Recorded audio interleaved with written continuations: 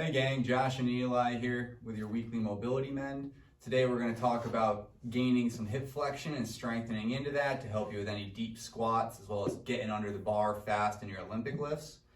Eli's got a band here attached to a stable object like the rig, wrapped around his leg up nice and close to the hip, and he's actively bringing his knee towards the chest into hip flexion, pulling to get a little bit extra force.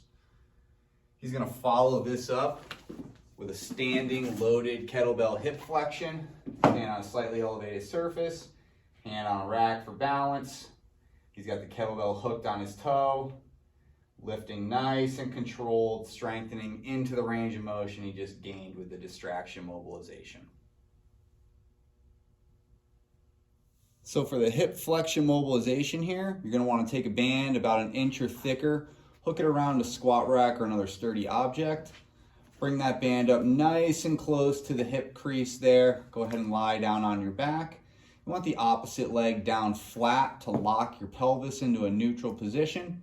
Then you want to actively bring the knee towards the chest and go ahead and grab on and pull to get a little bit extra. All right. Eli is going to be performing 10 to 15 repetitions, spending about 30 to 60 seconds working on one side before switching to the other. For the kettlebell loaded hip flexion here, Eli's standing on about a 10-inch box. Any elevated surface will do. He's going to hook the kettlebell under his toe, holding onto the squat rack for stability. And all he's going to do is bring his knee up as high as he's able, hold there for about 1 second, and control back down. This is going to help us to strengthen into that range of motion we just gained with the mobilization. Targeting about 3 sets of 10 to 15 repetitions here.